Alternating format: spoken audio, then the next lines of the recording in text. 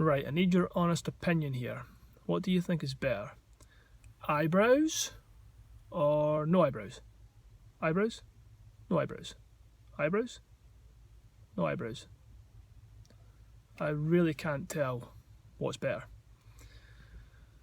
Okay, so last couple of days I've been talking a little bit about running. We're talking a lot about running actually. Let me just hold this camera still for you here. Oh, it looks silly. That's better. Look at the state of this fucking beard, man. I need to get that shaved off.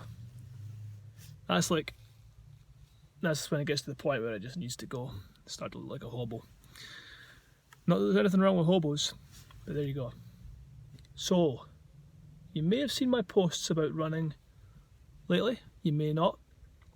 But what I wanted to address is the myth that many of you may believe that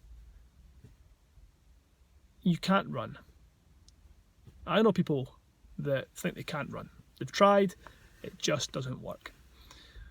Now, granted, some people have a better genetic ability than others to run. This is true, but you must remember that as a bipedal ape, we are all natural born runners.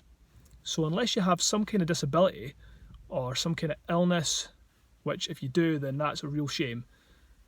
But unless you have a genuine reason, then you can run. We can all do it. To varying degrees, but we can all do it. What we've got to remember is that the reason that most people find it hard to run when they're first starting out is because they haven't been doing it. If you'd been living in a tribe in Africa, you'd been running since you were a little child. So as soon as you could basically get on your feet, you'd be running, and you'd run all the way through your life. That's just what they do, and they can do it very well. So when you see somebody running and you think, whoa, they're a great runner, I could never do that. You could do it had you been given the right set of circumstances, but unfortunately, you've probably, like most of us, been brought into this world, and with the great things that technology brings us, it also, unfortunately, is detrimental to our health.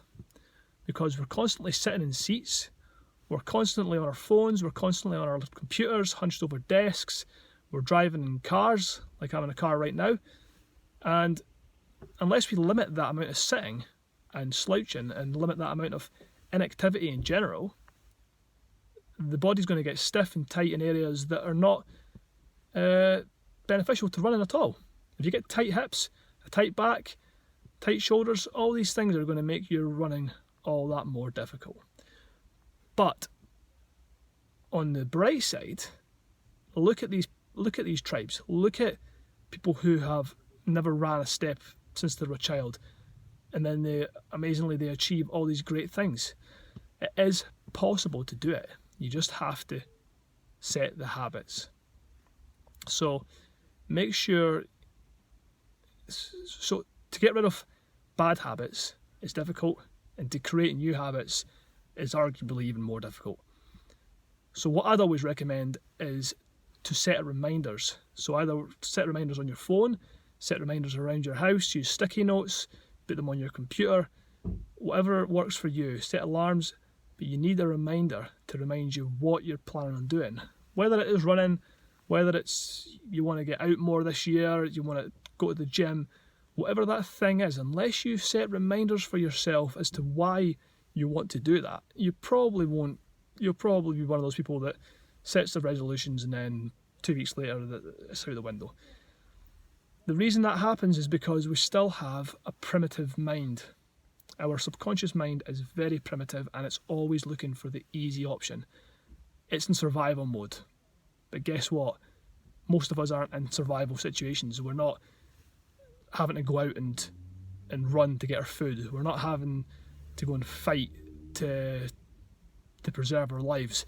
Most of us have a full fridge full of food, or at least enough food to get us by. Most of us have all these comforts that are actually probably too much comfort in our lives. That's what most of us have. So the mind is always looking for the easy option, even though it has the easy life anyway, because we've got all these great comforts and a shelter over a roof over our heads. it still thinks that for some reason we have to survive.